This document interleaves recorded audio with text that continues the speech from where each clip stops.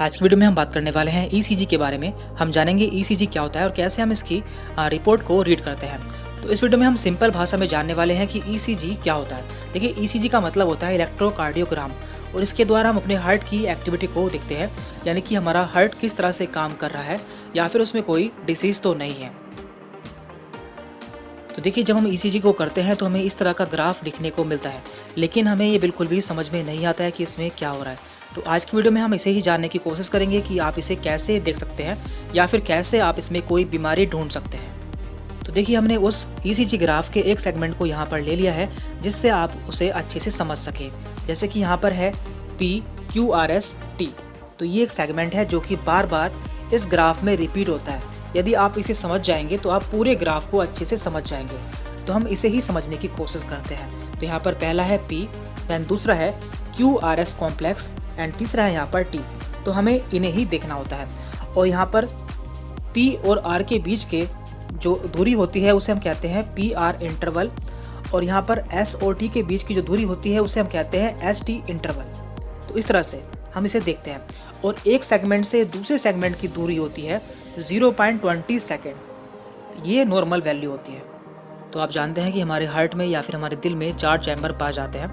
2 chamber ऊपर होते हैं इस तरह से और 2 चैम्बर नीचे होते हैं। तो जो ऊपर के चैम्बर होते हैं उन्हें हम एट्रियम कहते हैं, जिसमें कि हमारा ब्लड पहले आता है और इसके बाद ये ब्लड नीचे वेंट्रिकल्स में आता है, यानी कि नीचे वाले जो चैम्बर होते हैं इन्हें हम वेंट्रिकल कहते हैं। तो यहाँ पे होता क्या है, देखिए यहाँ पे पहले क्या है P वेव, इसके बाद है QRS कॉम्प्लेक्स और तीसरा है यहाँ पर T वेव। देखिए, जब भी हमारा ब्लड एट्रियम में आता है या फिर एट्रियम से वेंट्रिकल में आता है तो इसे हम कहते हैं एट्रियल डीपोलराइजेशन, जिसके द्वारा P वेव का ओरिजिन होता है। दैन इसके बाद होता है QRS कॉम्प्लेक्स। देखिए, जब भी हमारे वेंट्रिकल्स यानी कि ये नीचे के जो चैम्बर होते हैं ये कॉन्टैक्ट होते हैं या फिर यहाँ से ब्लड हमारे बंडल ब्रांच में आता है तो इसे हम कहते हैं वेंट्रिकुलर डीपोलराइजेशन। एंड तीसरा है यहाँ पर T वेव। देखिए, T वेव क्या होता है, इसका मतलब होता है वेंट्रिकुलर रीपोलराइजेशन, यानी कि जब हमारा ब्लड वापस से हमारे वेंट्रिकल में आ जाता है तो उसे हम कहते हैं वेंट्रिकुलर रीपोलराइजेशन। तो इसके द्वारा T वेव का ओरिजिन होता है। तो इस तरह से आप जान पाएंगे यदि आपके P वेव में कुछ कमी मिलती है इसका मतलब आपके एट्रियम में कुछ कमी है, और यदि आपके QRS कॉम्प्लेक्स में कुछ कमी देखने को मिलती है इसका मतलब हमारे वेंट्रिकल्स में कुछ कमी है, या तो वेंट्रिकल्स का साइज़ बढ़ चुका है या फिर छोटा हो चुका है या फिर उसमें कोई और प्रॉब्लम भी हो सकती है, जैसे कि हम आगे देखेंगे। और इसके अलावा यदि हमारे T वेव में कुछ प्रॉब्लम देखने को मिलती है इसका मतलब हमारे रिकवरी टाइम में कुछ कमी हो रही है। तो इसके भी कई सारे कारण हो सकते हैं जिनके बारे में हम इस वीडियो में बात करने वाले हैं। तो पहले हम बात करते हैं हार्ट रेट की, यानी कि हम अपने ईसीजी में हार्ट रेट को कैसे कैलकुलेट करते हैं या फिर उसे कैसे देखते हैं। तो देखिए, इसे देखने के लिए 2 तरीके होते हैं।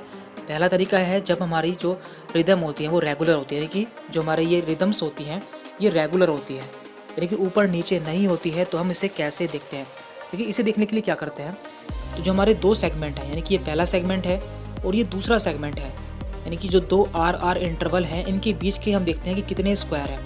ये आप देख पा रहे हैं कि इनके बीच में 4 स्क्वायर हैं, 4 बड़े स्क्वायर हैं। तो हम इसे 300 से डिवाइड कर देते हैं। यहाँ पर 300 से डिवाइड किया गया है 4 को, तो हमारी यहाँ पर हार्ट रेट आई है 75 बीट पर मिनट। तो इस तरह से हम देखते हैं कि हमारा हार्ट रेट कितना है। और देखिए, यदि हमारे हार्ट की रिदम रेगुलर नहीं होती यानी कि इर्रेगुलर होती है, या फिर हमारा जो QRS कॉम्प्लेक्स है वो ऊपर नीचे होता है यानी कि एक लेवल में नहीं होता है, तो यहाँ पर दूसरा मेथड हमें अप्लाई करना होता है। तो यहाँ पर हम क्या करते हैं, तो यहाँ पर एक 6 सेकंड की स्ट्रिप होती है, यानी कि यहाँ से 1 से 6 सेकंड के बीच की स्ट्रिप होती है।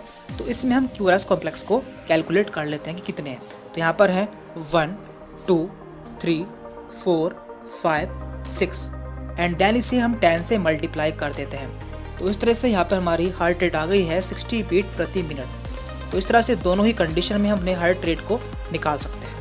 बात कर लेते हैं PQRST कॉम्प्लेक्स के बारे में, यानी कि हमें इसमें क्या क्या देखना होता है। तो सबसे पहले हम बात कर रहे हैं P वेव के बारे में। तो ये हमारी P वेव है, तो ये हमारी P वेव है। लेकिन नॉर्मली क्या होता है, नॉर्मली जो इसकी चौड़ाई होती है यानी कि यहाँ से यहाँ तक दूरी होती है वो 3 छोटे बॉक्स से कम होनी चाहिए, और जो इसकी ऊंचाई होती है वो 2.5 छोटे बॉक्स से कम होनी चाहिए। तो ये इसकी नॉर्मल कंडीशन होती है, मीन्स इसमें कोई प्रॉब्लम नहीं होती है। तो यदि इसकी चौड़ाई बढ़ जाती है या फिर इसके यहाँ से यहाँ तक की दूरी बढ़ जाती है तो इसे हम कहते हैं LAE means left atrium enlargement, यानी कि हमारे बाईं साइड का जो एट्रियम है उसका साइज़ बढ़ चुका है।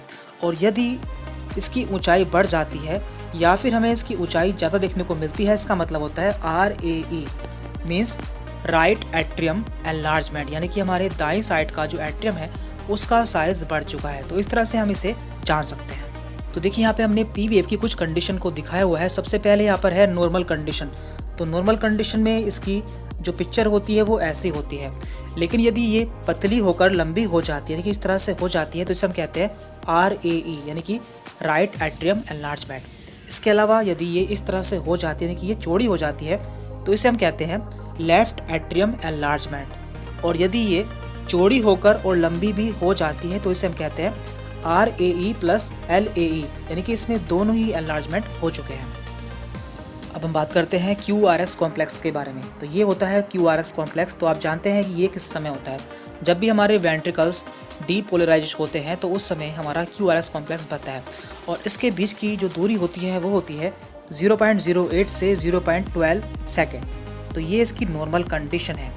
तो यदि ये बढ़ जाती है या फिर कम हो जाती है मीन्स हार्ट में कोई प्रॉब्लम हो चुकी है। तो उसे भी हम जान लेते हैं कि क्या क्या प्रॉब्लम इसमें देखने को मिल सकती है। देखिए, जब भी हमारे QRS कॉम्प्लेक्स के बीच की दूरी 0.11 से ज़्यादा हो जाती है मीन्स हमारे वेंट्रिकल से निकलने वाले बंडल ब्रांच में ब्लॉक हो चुका है या फिर वो बंद हो चुकी है। तो ये दो तरह का होता है, right bundle branch block and left bundle branch block. तो इसे हम कैसे जान पाएंगे? तो देखिए, हमारा ECG होता है उसमें दो तरह के लीड होते हैं, V1 एंड V6। तो यहाँ पर ये नॉर्मल कंडीशन है, लेकिन नॉर्मल कंडीशन में हमारा ग्राफ कुछ इस तरह का होता है। लेकिन जब भी हमारा जो ग्राफ होता है वो V1 में W की आकृति का होता है, यानी कि इस तरह से होता है, और V6 में M की आकृति का होता है, इस तरह से होता है, मीन्स हमारा लेफ्ट बंडल ब्रांच ब्लॉक हो चुका है, यानी कि हमारे बाईं तरफ की जो बंडल ब्रांच है वो ब्लॉक हो चुकी है। और यदि हमारा जो V1 में M देखने को मिलता है, यानी कि जो हमारा QRS है वो M की आकृति का हो जाता है, और V6 में हमारा जो QRS है वो W की आकृति का इस तरह से हो जाता है, मीन्स हमारा दाईं साइड का बंडल ब्रांच ब्लॉक हो चुका है या फिर वो बंद हो चुका है। तो इस तरह से हम इसे जान पाएंगे। तो अब तक हम P वेव और QRS कॉम्प्लेक्स के बारे में जान चुके हैं। अब हम बात करते हैं T वेव के बारे में। देखिए, जब भी हमारे वेंट्रिकल्स में रीपोलराइजेशन होता है तो उस समय T वेव का ओरिजिन होता है, यानी कि T वेव उससे बनती है। तो T वेव में कई सारे चेंजेस देखने को मिलते हैं जिसके द्वारा हम तरह तरह की बीमारियों के बारे में जानकारी ले सकते हैं। तो आप जानते हैं कि नॉर्मली हमारी T वेव जो होती है वो इस तरह की होती है, लेकिन कई बार ये उल्टी हो जाती है, यानी कि इन्वर्टेड हो जाती है, या फिर ये पीक्ड हो जाती है, यानी कि इसकी जो है चोंच निकल जाती है, या फिर ये फ्लैट हो जाती है इस तरह से, और या फिर ये बाईफिड भी हो जाती है, यानी कि इसमें दो चोंच निकल जाती है। तो ऐसा कई सारी कंडीशन में देखने को मिल सकता है।